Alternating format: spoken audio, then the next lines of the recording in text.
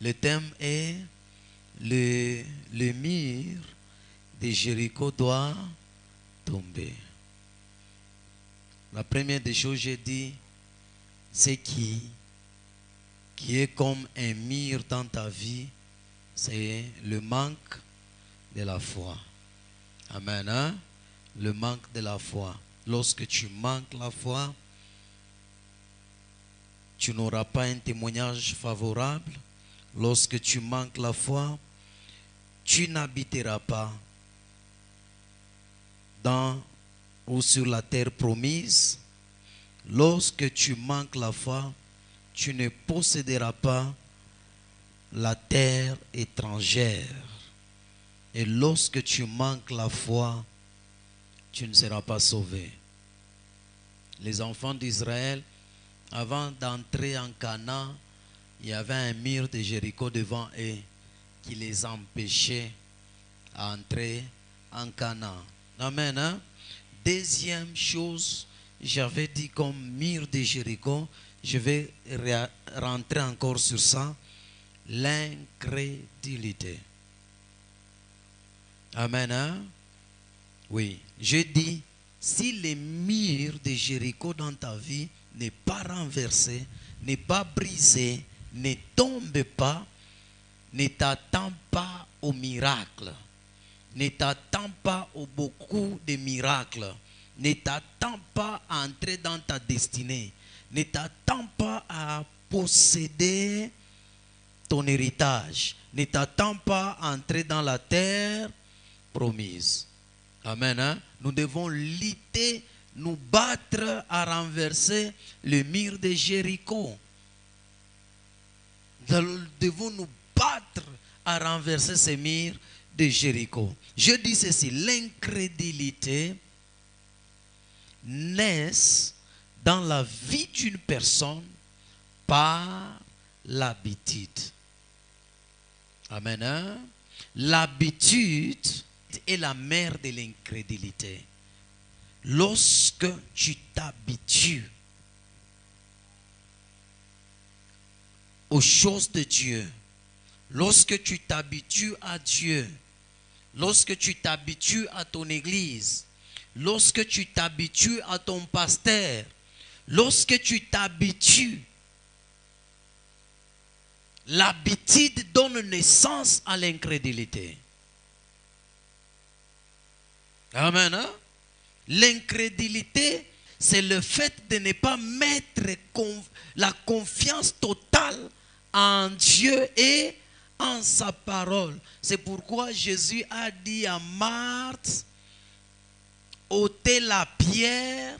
Qu'est-ce que Marthe avait dit? Seigneur, ça fait 4 jours qu'il est là-bas. Ils sont déjà. Donc, Marthe n'avait pas la confiance en Jésus et en sa parole qui dit ôtez la pierre. Nous sommes ensemble. Hein? C'est pourquoi vous allez voir, il y a des personnes incrédules qui ne font pas confiance en Dieu et en sa parole. La parole, c'est la prédication. La parole, c'est la prophétie. Les choses qu'on te dit là, tu ne fais pas confiance ni en Dieu, ni en cette parole. Tu es un homme incrédule. Amen. Hein? Oui, tu es un homme incrédule. Et l'incrédulité, c'est le manque des enseignements bibliques fondamentaux. Lorsque Jésus enseignait, Marthe s'occupait de la cuisine. Marthe s'occupait des choses du monde. Lorsque vous venez à l'église, on enseigne. Vous ne cherchez pas l'enseignement. Vous n'aimez pas l'enseignement. Vous aimez qu'on vous prophétise. Vous aimez qu'on vous guérisse. Vous aimez le miracle. Vous aimez que Dieu me donne l'argent. Que j'entre dans mon mariage. Et vous faisiez passer les enseignements. C'est ce que Marthe a fait. Au lieu que Marthe s'asseye au pied de Jésus pour avoir l'enseignement, Marthe s'occupait aux choses du monde, la cuisine, jusqu'à ce que, regardez comment des personnes, quand les personnes qui aiment les choses du monde, les personnes attachées aux choses du monde, lorsqu'ils arrivent Dans l'église, il commence à distraire les personnes attachées aux enseignements. Il commence à lutter pour enlever ces gens dans l'enseignement. C'est pourquoi Marthe dit à Jésus, Seigneur, tu ne vois pas que moi je suis seul ici, hein? Mais Marie est là-bas avec toi. Dis à Marie de venir m'aider, non? Marie était assise dans quoi? Dans les enseignements, au pied de Jésus. Il était assis à côté de Jésus en train d'écouter les enseignements. C'est pourquoi ça ne m'étonne pas, lorsque Jésus a dit ôtez la pierre, Marthe dit, il sent déjà. Jésus l'a réprimandé, il dit, ne t'ai-je pas dit, si tu crois, tu verras la gloire de Dieu. Où est-ce que Dieu avait dit? Tandis que Marthe était préoccupée de miracles, était préoccupée des choses de la terre. Voilà d'où vient quoi? L'esprit d'incrédulité. Voilà quand est-ce que l'esprit d'incrédulité s'est installé en Marthe. Parce que Marthe n'était pas là. Nous sommes ensemble, hein? Donc, un homme incrédule, c'est celui qui manque les enseignements bibliques fondamentaux. Matthieu 17, 19 à 20. Nous lisons dans le nom de Jésus. Amen. Alors les disciples s'approchèrent de Jésus Oui. et lui dirent en particulier, pourquoi n'avons-nous pas pu chasser ce démon? Oui.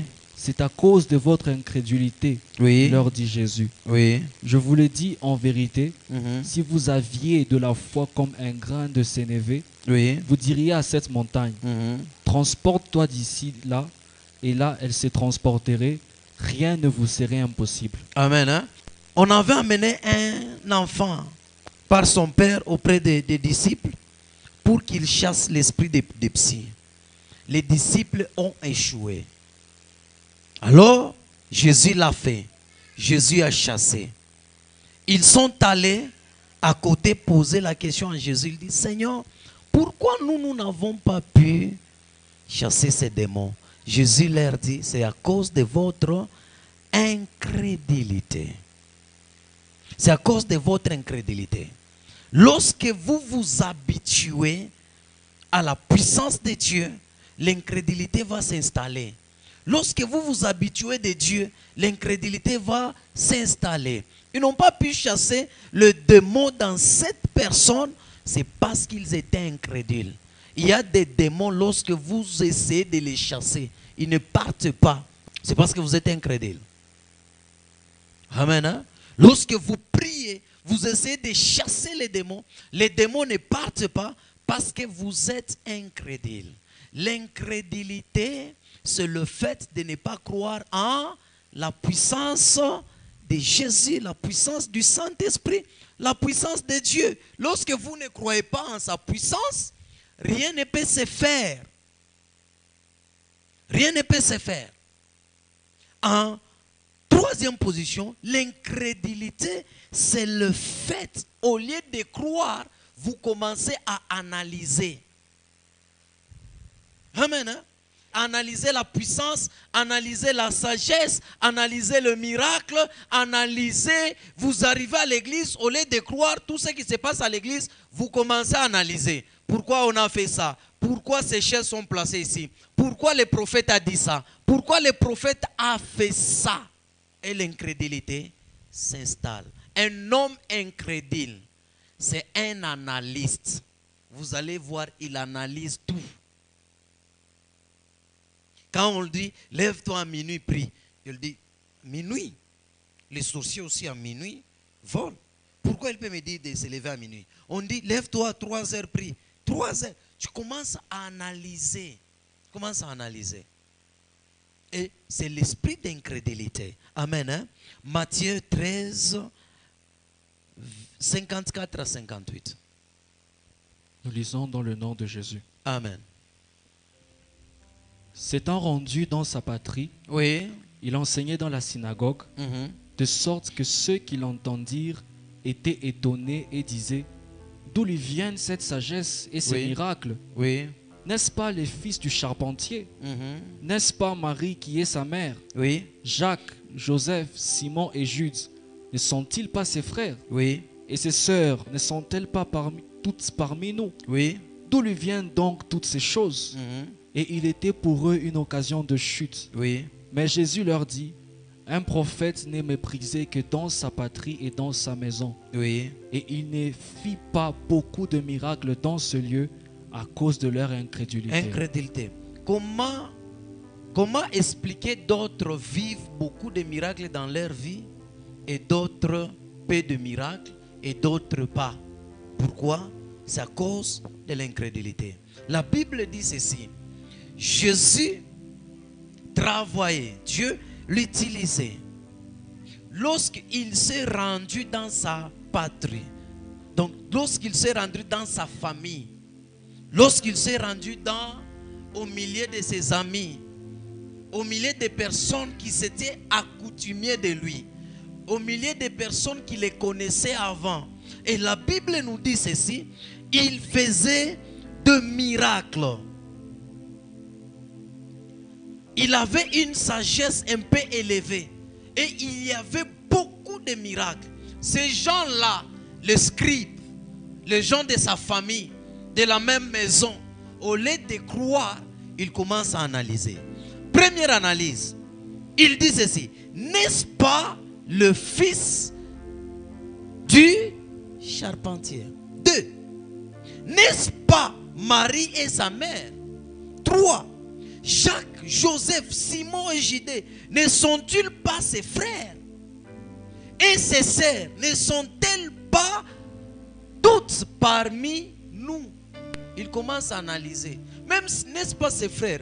Peut-être là ils se sont mis en disant, ses frères ne font pas ces choses. Ses frères ne sont pas sages comme ça. Ses sœurs sont ordinaires.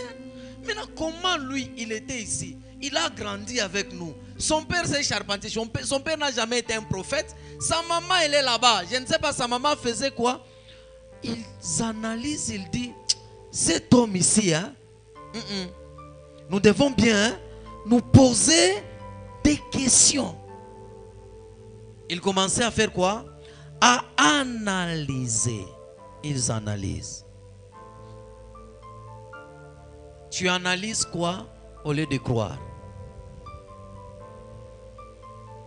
Et voilà, l'esprit d'incrédulité vient s'installer en vous.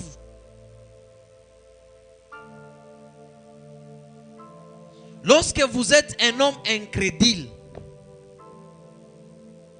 lorsque vous analysez les choses de Dieu, la puissance de Dieu, l'incrédulité va s'installer. Amen. Hein? L'incrédulité va faire quoi? Va s'installer. Lorsque vous analysez la puissance de Dieu, l'incrédulité va s'installer. Marthe connaissait Jésus. Jésus venait chez eux. Il connaissait qui était Jésus. Et lorsque Jésus a dit ôter la pierre, il dit, Seigneur, il sent déjà. Tu veux voir beaucoup de miracles. Fais tomber dans ton cœur, dans ta vie, l'esprit incrédule. Amen. Hein? Voilà, vous allez voir. Vous êtes tous des chrétiens priant dans une même église. Mais ton ami voit beaucoup de miracles. Mais toi, tu vois peu de miracles. Pourquoi? Parce que tu es incrédule. Tu t'es habitué à moi. Tu t'es habitué à la puissance du Saint-Esprit. Tu t'es habitué à la manière ou la façon dont Dieu travaille ici. Lorsque tu t'habitues de la façon dont Dieu travaille ici, tu vas voir comme s'il n'y a pas de nouveau. C'est toujours la même chose. Parce que pourquoi? Si tu commences à voir à l'église que c'est toujours la même chose qui se passe, sache que l'esprit d'incrédulité est déjà avec toi. Il faut les chasser. Amen. Hein? Est-ce que vous avez déjà remarqué le lundi change, le mardi change, ou soit le lundi commence le jeudi, le jeudi commence le lundi. C'est toujours la même chose, mais les événements qui se passent se diffèrent selon la croyance de tout un chacun de nous. Tout ce que Dieu a créé reste intact. Mais c'est à toi de faire bouger les choses. L'incrédulité est une grosse pierre dans le cœur d'une personne. C'est une grosse pierre dans le cœur d'une personne. Jean 11, 39 à 41. Jean 11, 39 à 41, nous lisons. Oui. Jésus dit, ôtez la pierre. Oui. Marthe, la sœur du mort, lui dit, Seigneur, ils sont déjà, car il y a 4 jours qu'il est là.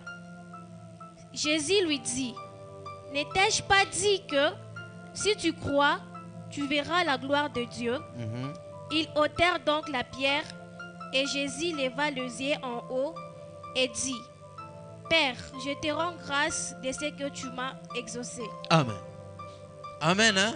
La Bible dit, lorsqu'ils sont arrivés à la tombe de Lazare, il y avait une pierre, une grosse pierre placée pour que Lazare ne sorte pas de la tombe. Alors Jésus dit, ôtez la pierre. J'ai dit la pierre dans ta vie, et la pierre, c'est l'incrédulité dans ta vie. Lorsque tu es incrédule, sache que tu as une grosse pierre dans ton cœur. Et la présence de cette pierre-là va t'empêcher que le miracle puisse se reproduire dans ta vie. La présence de cette pierre va faire que beaucoup de miracles ne se produisent pas dans votre vie. Amen. Hein? Ôtez la pierre qui est l'incrédulité dans votre cœur. Ôtez la pierre. Ôtez cette pierre qui est l'incrédulité. Et vous verrez le miracle. Vous aurez la résurrection. Et vous allez récupérer tout ce que vous avez perdu. Lorsque la pierre qui est l'incrédulité est ôtée de votre cœur. Amen. Hein? Regardez comment, lorsque Jésus cherche à opérer les miracles, lorsque Jésus veut transformer la vie de quelqu'un, pour que Jésus opère, c'est pourquoi l'incrédulité qui s'est manifestée dans le cœur de Marthe dérangeait l'atmosphère des miracles, dérangeait l'atmosphère de la gloire de Dieu. C'est pourquoi Jésus a réprimandé Marthe en disant, n'ai-je pas dit, si tu crois. Amen. Hein? Maintenant regarde, lorsque quelqu'un est incrédule et qu'il se tourne vers Dieu, Dieu commence par ça. Ézéchiel 36, 26 à 27. Ézéchiel 36, 26 à 27 nous dit, Oui. Je vous donnerai un cœur nouveau, Oui. et je mettrai en vous un esprit nouveau. Oui. J'ôterai de votre corps le cœur de pierre, Oui. et je vous donnerai un cœur de chair. Oui. Je mettrai mon esprit en vous, Oui. et je ferai en sorte que vous suivez mes ordonnances et que vous observiez et pratiquiez mes lois. Mes lois. La Bible dit ceci, je vous donnerai un cœur nouveau. Donc il enlève le cœur brisé. Il enlève le cœur de problème. Lorsqu'une personne est brisée dans son cœur, c'est facile qu'il tombe dans l'incrédulité. Parce que le cœur de Marthe était brisé. Amen. Hein? Dieu dit, j'ôterai de vous. Je vous donnerai un cœur nouveau. Et je vous donnerai un esprit nouveau. L'incrédulité, c'est un esprit négatif face à un miracle. L'incrédulité, c'est un esprit négatif face à la résurrection. L'incrédulité est un esprit négatif qui vous pousse à ne pas suivre les ordonnances de Dieu. Parce que Marthe voulait s'élever. Elle s'élevait contre les ordonnances de Dieu. L'ordonnance de Jésus était quoi? Ôter la pierre. Ôter la pierre. Amen. Hein? Marthe voulait ne pas suivre les ordonnances de Dieu, les ordonnances de Jésus, la recommandation de Jésus. Alors Dieu dit, je vous donnerai un esprit nouveau et j'ôterai de votre corps le cœur de pierre. Dis, Seigneur Jésus, ôte de mon corps le cœur de pierre qui m'empêche à vivre le miracle, qui m'empêche à suivre les ordonnances de Jésus. Au nom de Jésus. Amen. Hein? Et la Bible dit, je mettrai mon esprit en vous. Je mettrai mon esprit en vous. Je dis, l'incrédulité, c'est un esprit négatif face au miracle. Un esprit négatif. Lorsque quelqu'un est incrédule, il a un esprit négatif face à la puissance de Dieu. La puissance qui agit, qui change une personne. Amen. Hein? Et je dis ceci, la troisième des choses ou le mur de Jéricho dans votre vie, c'est les doutes. Romains 4:20 nous dit, oui. Il ne douta point par incrédulité Oui. au sujet de la promesse de Dieu. Oui. Mais il fit fortifier par la foi, Oui. donnant gloire à Dieu. Amen. Une personne qui doute, c'est une personne incrédule. Une personne incrédule, il manque la foi. C'est l'absence de la foi, l'absence de la confiance. Lorsque vous doutez, vous ne verrez pas le miracle. Donc cela veut dire, une personne qui doute, c'est une personne qui croit aux ordonnances, à la parole, et après, il doute. Donc vous croyez en la parole de Dieu, comme quelqu'un qui vient ici. On déclare que tu es millionnaire, tu iras de l'avant. Il croit en cela. Mais dès qu'il quitte ses lieux, il doute de tout ce qu'on lui avait dit. C'est un obstacle. C'est un mur de Jéricho dans votre vie, le doute. Amen. Hein? Dis à celui qui est à tes côtés, ne doute pas. Lorsque Dieu te dit quelque chose. Amen. Hein? Les doutes vont vous empêcher à ce que le miracle de Dieu ne puisse pas se reproduire dans votre vie. La quatrième des choses, l'environnement, l'entourage est un mur de Jéricho dans votre vie. L'environnement. Dans quel environnement vis-tu? Tu vis dans quel environnement? Tu es le résultat de ton environnement. Tes pensées révèlent ton environnement. Ta conduite révèle ton environnement. Ta façon d'agir, de parler, révèle ton environnement. Ta foi révèle ton environnement. Par exemple, dans ce ministère, on déclare que le lendemain n'existe pas. Il faut travailler. Et quand vous voyez quelqu'un qui travaille dans ce ministère, vous allez comprendre qu'il est de ciel ouvert.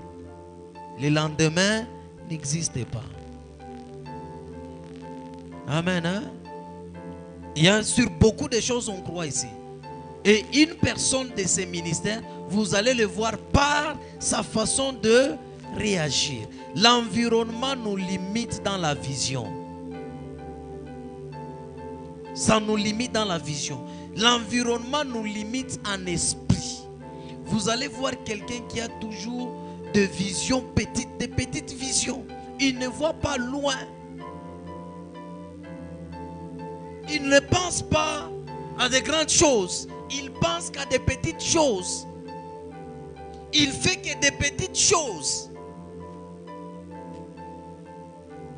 Regardez quelqu'un qui naît au village, grandit au village. Lorsqu'il va venir en ville et que subitement Dieu lui donne beaucoup d'argent, qu'est-ce qu'il va faire? Il va rentrer toujours au village pour construire. Et puis il va construire quel type de maison? Même si cet homme construit une maison avec tôle, briques, ciment, vous allez le voir, il sera toujours limité. Cette personne a besoin de la délivrance lorsque vous voyez que des petites choses. Je donne l'exemple. Quand vous fréquentez des petites églises, lorsque vous aurez 100 personnes, vous verrez que vous avez beaucoup de gens. Amen. Hein? C'est pourquoi il y a des quartiers, dès que vous arrivez dans ces quartiers-là, il y a des petites églises avec des 50 personnes, 100 personnes, et ils se contentent de ça. Mais quitter un peu, je me suis retrouvé un jour au village moi en dehors de ce pays. Hein? J'arrive là, vous voyez, les gens avec une église qui vous compte au moins 100 000, 150 000 membres. Lorsque vous entrez dans l'église, vous vous levez, vous regardez, vous ne pouvez pas voir la fin de l'église. Donc il y a plein de gens. Et tu te dis, si vous restez en train d'aller dans les églises ici à Lubumbashi, vous allez voir que les églises à Lugasi sont, ici à Lubumbashi, les églises sont grandes. Mais il y a des endroits où vous allez, vous vous dites que Lubumbashi, tout le monde a ma école de dimanche, ma écodim, Dieu ma église, ici tout est église. Amen. Hein? Ton environnement peut te qualifier ou te disqualifier. L'environnement.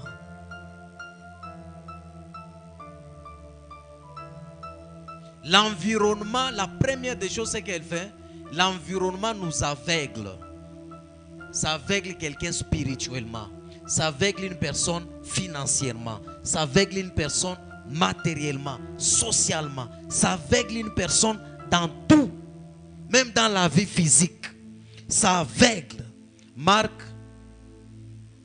8, 22 à 26. Marc 8, 22 à 26. Marc 8, 22 à 26 nous dit: Oui. Ils se rendirent à Bethsaïda. Oui. Et en amenant vers Jésus un aveugle, Oui. qu'on lui pria de toucher. Il prit l'aveugle par la main, Oui. et le conduisit hors du village. Oui. Puis il lui mit de la salive sur les yeux, Oui. lui imposa les mains et lui demanda s'il voyait quelque chose. Oui. S'il voyait quelque chose, Oui.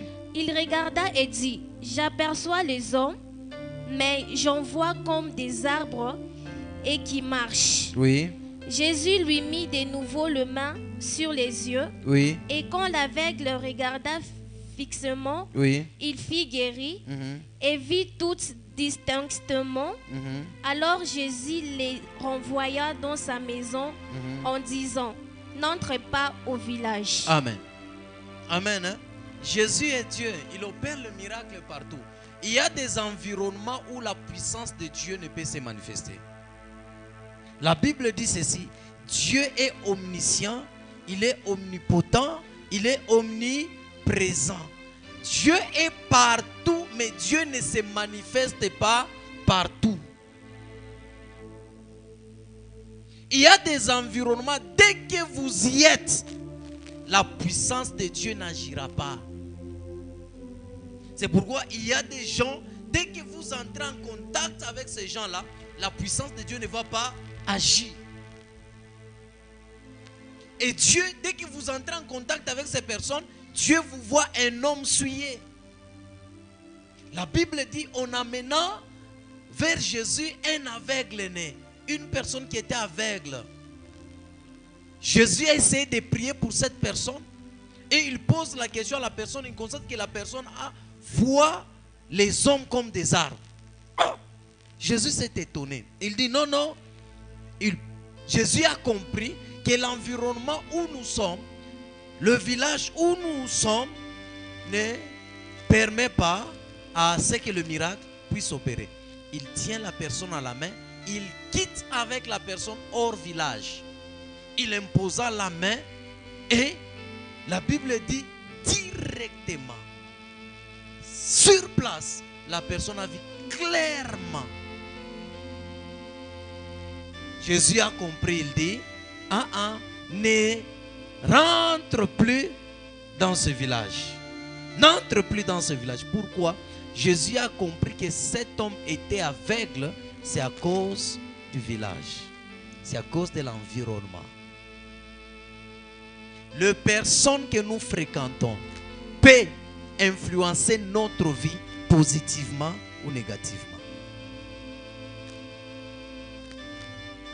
Les personnes que nous fréquentons ou l'environnement où nous vivons peut influencer notre vie positivement ou négativement. L'environnement où nous vivons peut nous ouvrir les yeux ou nous rendre aveugles. L'environnement où nous vivons peut faire que le miracle de Dieu puisse se reproduire ou pas. L'environnement. Il y a d'autres personnes, il y a des maisons, ce sont des maisons inhabitables qu'il ne faut pas habiter. Dès que vous osez entrer dans cette maison, même le peu d'argent que vous avez là, vous allez perdre. Amen. Hein? Dans quel environnement tu vis? Dans quel environnement tu vis? Hier, nous avons lu l'histoire de l'anneau. L'anneau qui était attaché au village. Avec des personnes qui surveillaient l'anneau. Heureusement, Jésus était là. Jésus a envoyé des gens au village pour aller chercher l'anneau que personne n'avait jamais monté. Il dit, allez au village, vous allez trouver un anneau attaché. Détachez-les, amenez-les. Et si quelqu'un vous pose la question, répondez que le maître, le Seigneur en a besoin. L'anneau était attaché au village. Le mur de Jéricho peut être la sorcellerie de ta vie. Qui te contrôle? Où est-ce que ta vie est attachée? Où est-ce que tu es bloqué? Tu essaies d'avancer, tu n'avances pas. L'anneau était attaché au village. Tu peux être ici en ville, mais ton esprit est attaché au village. Amen. Hein? Attaché dans une hutte.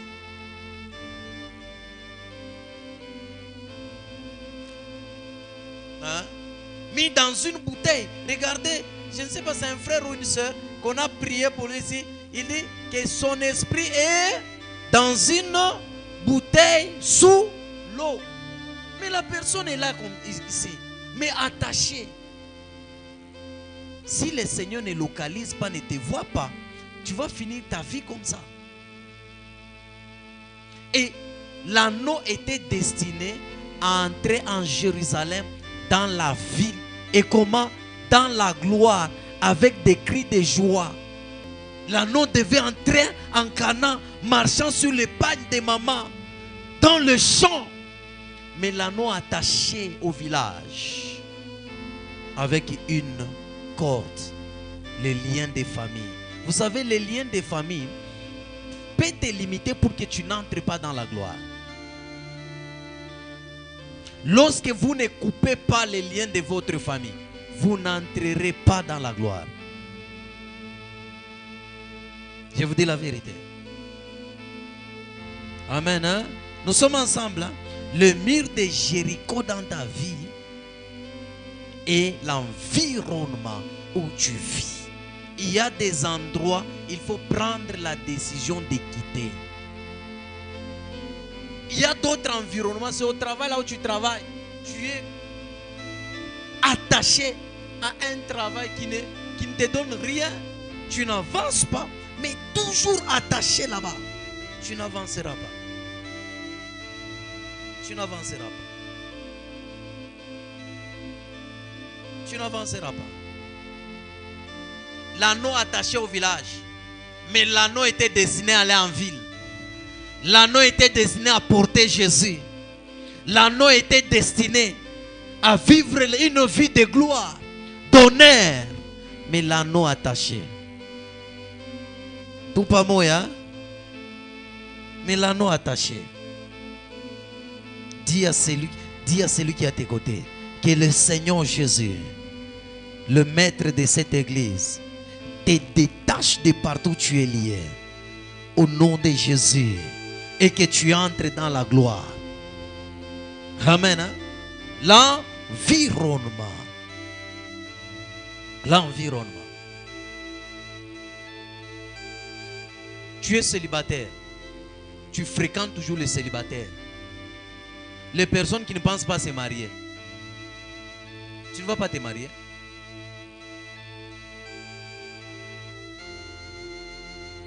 Une personne qui ne voyage pas, il est limité. Des fois, il faut quitter. Tu es à Kolwezi. Des fois, quitter, tu voyages à Kinshasa. Des fois, tu quittes, tu pars en Zambie.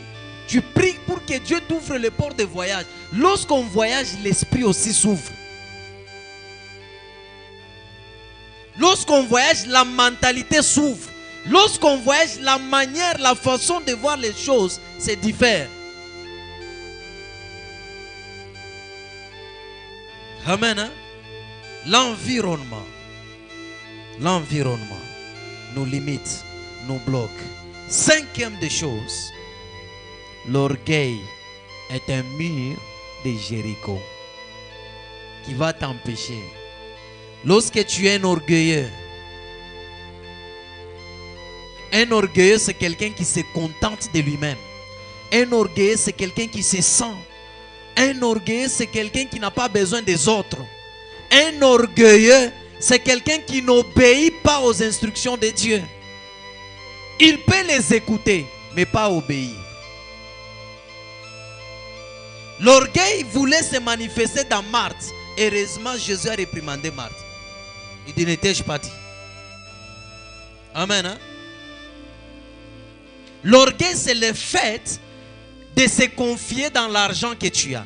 L'orgueil, c'est le fait de se confier dans ta beauté. L'orgueil, c'est le fait de se confier dans tes maisons. La vie est faite de tours. Dis à celui qui est à tes côtés, la vie est faite de tours. Aujourd'hui, c'est ton tour.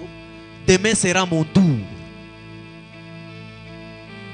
Ceux qui sont riches, ceux qui ont de l'argent aujourd'hui, ceux qui ont de grandes églises aujourd'hui, 20 ans, 15 ans en arrière, ils étaient comment? Et ceux-là qui étaient 15 ans, 20 ans en arrière, avec des grandes églises, ils étaient riches. Ils sont où? Je connais M. Ndjanju Alikasi. Aujourd'hui, si vous parlez de Ndjanju Alikasi, on vous montre que des camions qui ne roulent pas, qui ne marchent pas. Pourquoi? Si cet homme s'est contenté, tu te contentes de quoi? Tu mets la confiance en toi. Un orgueilleux, c'est quelqu'un qui n'a pas confiance en Dieu. Qui a confiance en lui-même et en ses biens. Dieu n'opère pas. Un orgueilleux, c'est comment? La Bible dit un jour, Jésus était là, un jeune homme vient vers lui, il lui pose la question, il dit, Maître, qu'est-ce qu'il faut pour hériter le royaume des cieux? Le Seigneur lui dit, observe les commandements. C'est ce que je dis, un orgueilleux, c'est quelqu'un qui a les ordonnances, il écoute les ordonnances, il observe les ordonnances, mais il ne croit pas. Il ne se confie pas dans ces ordonnances. Il connaît les lois. Il les met en pratique, mais il ne croit pas. Amen. Hein? Il n'a pas confiance. Et le maître lui dit, ah, observe le commandement de Dieu. Il dit, dès ma jeunesse, je suis éduqué en ça. J'ai grandi dans ça. J'observe. Jésus il dit, ah bon, intéressant. Il lui dit, va vendre tout ce que tu possèdes et suis-moi. Les jeunes hommes regardent, il dit, moi, vendre mes histoires et suivre cet homme.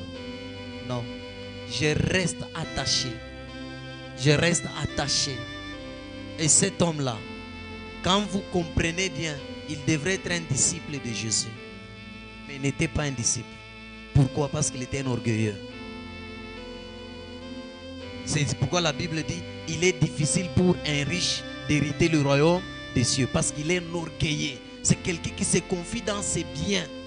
C'est un mur de Jéricho. Tu n'entreras pas dans ta destinée en se confiant dans les biens. La Bible dit ceci s'appuie sur leurs chars et leurs chevaux et leurs javelots. Mais nous invoquons le nom de l'Éternel. Nous nous appuyons sur lui. Comme nous là, nous n'avons pas. Nous n'avons personne sur qui s'appuyer sur la terre, à part Jésus. Tout le monde nous rejette. Tout le monde nous détruit. Tout le monde nous ferme les portes. Qui va parler pour nous? Personne. Jésus. Jésus. Oh, tu vas t'appuyer où? Tu vas t'appuyer où? Saul s'appuyait sur la royauté. Il était roi. David devrait s'appuyer où? Sa famille était pauvre. Il devrait s'appuyer sur qui? Qui devrait le défendre? Ses frères? Vous avez entendu là où ses frères ont essayé de négocier pour que Saul ne poursuive pas David? Non. Jusqu'à ce que David s'est fait fou dans le pays de ses ennemis. Pour que ses ennemis ne le tuent pas. Appuie-toi dans l'Éternel. Ne t'appuie pas sur ta beauté. Ne t'appuie pas sur ton intelligence. Ne t'appuie pas sur tes connaissances, le nombre de personnes, les numéros de généraux, les numéros de colonels, le numéro de premier ministre, famille présidentielle et tout. Ne t'appuie pas sur les connaissances. Ils peuvent t'abandonner, ces gens-là. Lorsqu'ils se fatiguent de toi, ces gens-là peuvent te rejeter, t'abandonner. La Bible dit ceci. Ta femme sera enceinte et tu donneras le nom à cet enfant Jean. Il sera grand devant Dieu et devant les hommes. Si Dieu ne t'élève pas, personne ne peut t'élever sur la terre. Amen. Et si quelqu'un ose t'élever sur la terre, lorsqu'il va te lâcher, il va t'abandonner. Tu vas tomber mal. Et tes pieds vont heurter contre le pierre. Parce qu'il n'y aura pas un ange pour te protéger, pour que tes pieds n'heurtent pas contre une pierre. Confie-toi en l'Éternel, ne sois pas un orgueilleux. Proverbe 28, 25 à 26. Proverbe 28, 25 à 26 nous dit, oui. L'orgueilleux excite les querelles, oui. Mais celui qui se confie en l'Éternel est rassasié. Oui. Celui qui a confiance dans son propre cœur oui. est un insensé. C'est ce que j'ai dit. Celui qui a confiance dans son propre cœur. Donc cela veut dire dans son héritage. Là où il y a ton trésor, c'est là où ton cœur est. C'est bien. Mais ton cœur doit être entièrement consacré à Dieu. Pas sur les biens. C'est lui qui a confiance dans son propre cœur est un insensé. Mais celui qui marche dans la sagesse sera sauvé. La sagesse qu'on nous parle ici, c'est la sagesse de Dieu qui sauve. La sagesse des hommes ne sauve pas. Aucun sage, si cette sagesse ne vient pas de Dieu, ne peut te sauver. Regardez, Salomon a sauvé 7 enfants. Salomon a aidé cette femme qu'on avait volé son enfant par la sagesse divine, pas la sagesse des hommes. Amen. Hein? La sagesse de Dieu. Confie-toi dans la sagesse de Dieu. La Bible dit, ne nous croyons pas sages devant Dieu. Nous paraissons sages ou nous sommes sages devant les hommes, pas devant Dieu. Pas devant Dieu. L'orgueil. L'orgueil.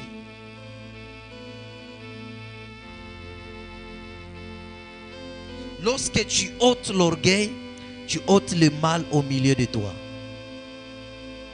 Lorsque tu ôtes l'orgueil, tu ôtes le mal au milieu de toi. Tu ôtes le mal. Deutéronome 17, 12.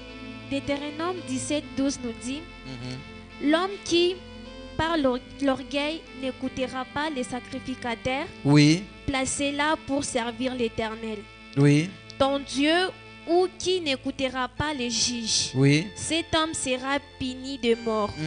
Tu ôteras ainsi les mal du milieu d'Israël. Oui. Donc l'homme, c'est lui qui est orgueilleux. Si tu le ôtes au milieu de toi, tu ôtes aussi les mal au milieu de toi.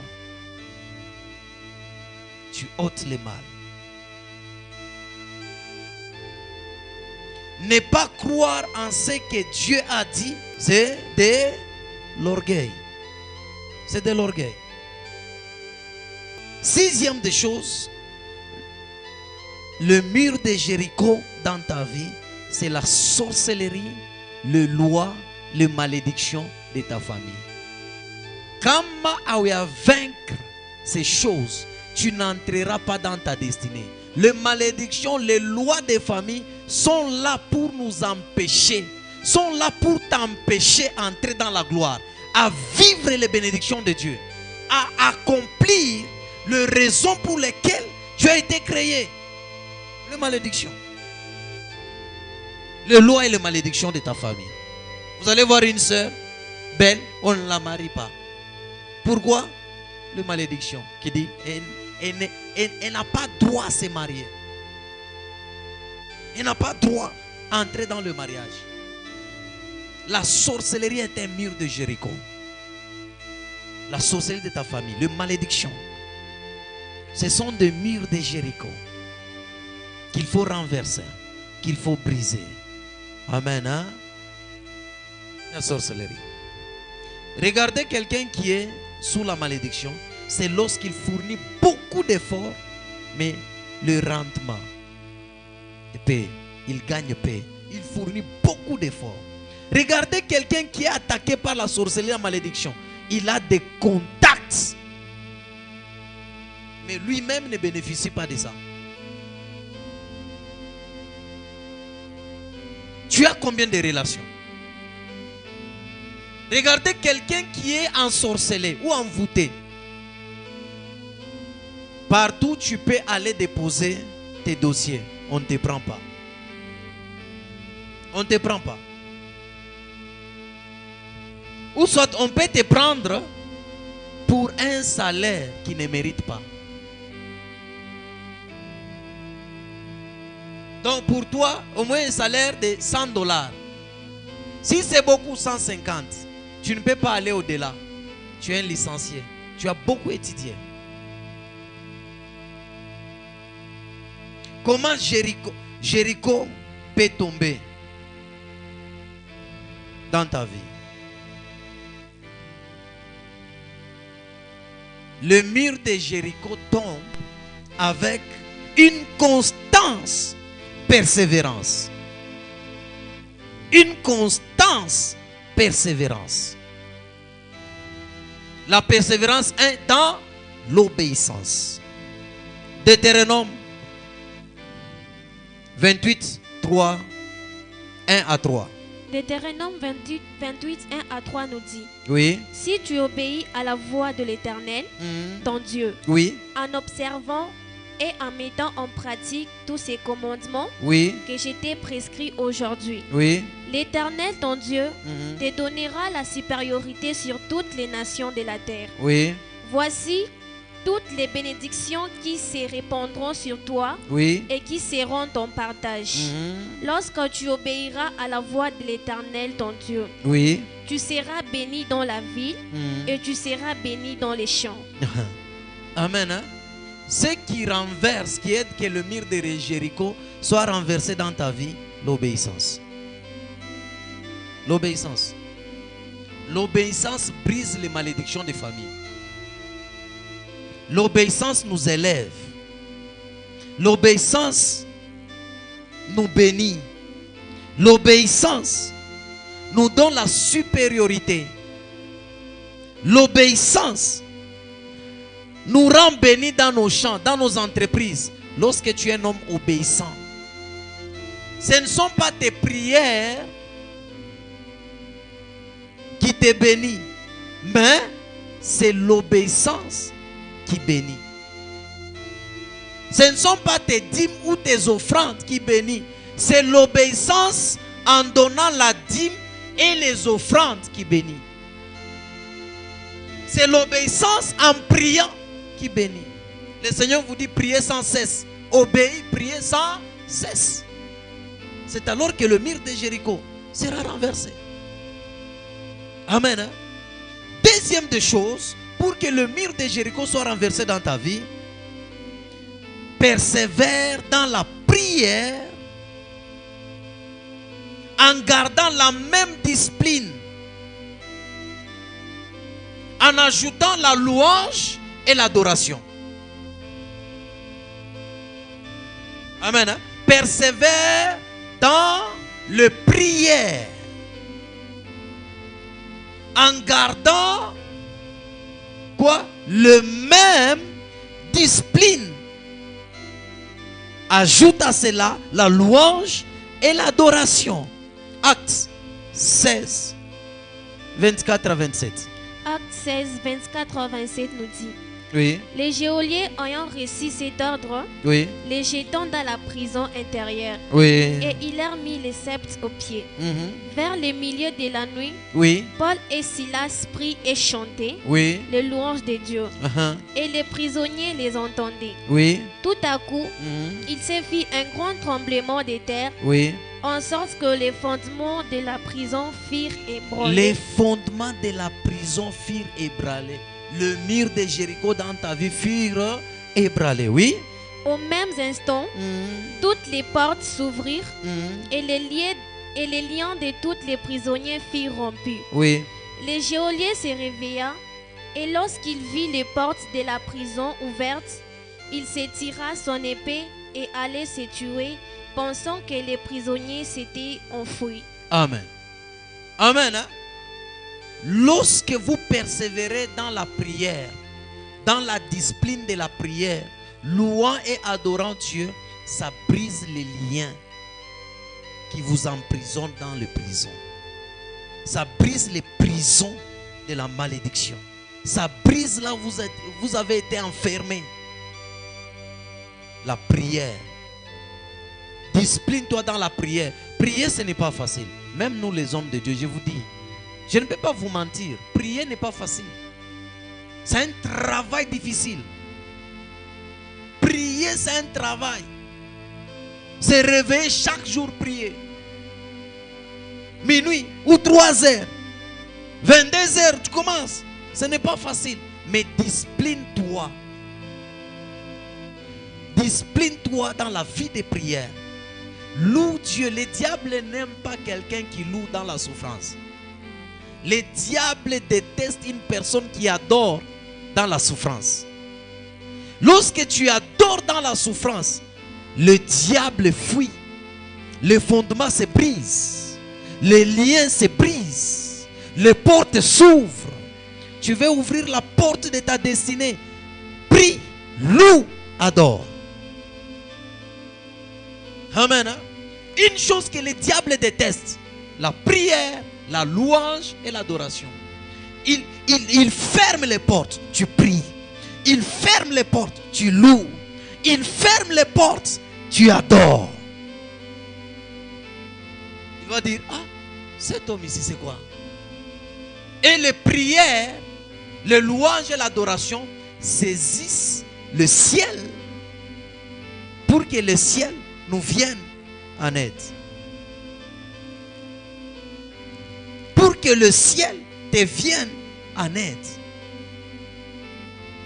Lève-toi à la maison, il n'y a rien. Tu commences à chanter, tu mets des cantiques, tu chantes avec les enfants, tu danses. Seigneur, je te rends grâce pour le souffle de vie que tu me donnes. Je te rends grâce pour l'argent. Regarde beaucoup d'argent que tu me donnes. Mais le diable regarde, l'argent est bloqué. Il te regarde, tu n'as pas d'argent, mais tu loues. Tu dis, Seigneur, merci pour l'argent. Pour la deuxième fois, s'il ose regarder là-bas, il va voir qu'il n'y a plus d'argent, tu as l'argent. Parce que tu loues et tu adores. Amen. Hein? La troisième des choses, la persévérance en espérant. La persévérance en espérant. Hébreux 6, 11, 12. La persévérance en espérant. Hébreux 6, 11, 12 nous dit: Oui.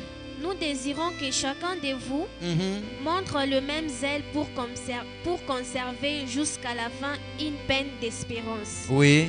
En sorte que vous ne vous relâchiez point et que vous imitiez ceux qui, par la foi et la persévérance, héritent des promesses. Il dit, ceux qui par la foi et la persévérance héritent les promesses. Les enfants d'Israël, en contournant le mur de Jéricho, ils ont persévéré jusqu'à ce que le mur de Jéricho s'est renversé. Ils ont persévéré. La persévérance en espérant. Espère. Persévère et espère que ça va marcher. Persévère dans ton travail, même si aujourd'hui ça ne marche pas. Persévère, demain ça va marcher. Persévère dans tes affaires. Aujourd'hui ça ne marche pas, demain ça va marcher. Persévère, persévère. Persévère. Regardez Isaac. Il creusait le puits d'eau et les ennemis venaient, ils bouchaient. Lui, il n'arrêtait pas. Il continuait, il persévérait en creusant. La Bible dit, il creusait vite. L'ennemi bouchait, lui creusait vite. L'ennemi bouchait, lui creusait vite. Il persévérait. Persévère, tu auras l'eau. Persévère, tu vas trouver l'eau. Persévère, ton ennemi va se fatiguer. Persévère, ton ennemi va désarmer. Persévère, tu vas posséder les promesses. Tu auras les promesses. Tu verras les promesses. Tu vivras les promesses. Dieu t'a promis. Persévère. Persévère. Persévère. Nous sommes ensemble. Hein? Persévère. La quatrième des choses, pour terminer et puis on prie. La délivrance. Cherche la délivrance chaque jour de ta vie. Cherche la délivrance. Cherche la délivrance. Chaque jour de ta vie, cherche quoi? La délivrance. Cherche la délivrance. Dieu nous délivre dans tous les domaines. Dieu nous délivre. La délivrance est un processus. Dieu peut te délivrer aujourd'hui de l'esprit de pauvreté. Demain, il te délivre de l'esprit de limitation. Demain, il te délivre de l'esprit de dévoreur de bénédiction. L'autre jour, il te délivre. Persévère. Chaque jour, nous venons dans la maison de Dieu. Dieu nous délivre. La Bible dit, lorsque Jésus, avant que même Dieu délivre les enfants d'Israël d'entre les mains des Égyptiens, lisez, il a d'abord, ils se sont battus. Et le cœur de qui? De Pharaon était endurci. Lorsque tu persévères et que tu cherches la délivrance, le cœur de Pharaon va lâcher. Le cœur des sorciers de ta famille vont lâcher. Ils vont lâcher. Leur cœur va faire quoi? Va lâcher. Les sorciers te bloquent dans leur camp. Ils vont lâcher. Ils vont lâcher. Amen. Hein? Ils vont lâcher. La délivrance. Cherche la délivrance. Amen. Hein? Dis Seigneur Jésus. Ce soir, je me lève dans la prière. Je brise les murs de Jéricho qui m'empêchent d'entrer dans ma gloire. Au nom de Jésus. Lève-toi, prie. Lève-toi, commence à prier. Commence à briser, commence à détruire. Prie, prie, prie, prie, prie, prie, prie. Prie dans les noms.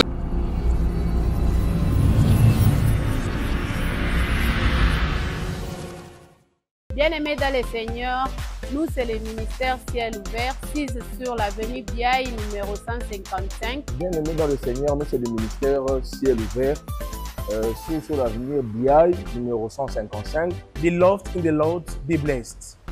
Open Heaven Ministry on Biaï 135 Default Methodist Church. Come with your family. God will deliver you, will heal you, and necessarily you will see the hand of God. Be blessed in the name of Jesus.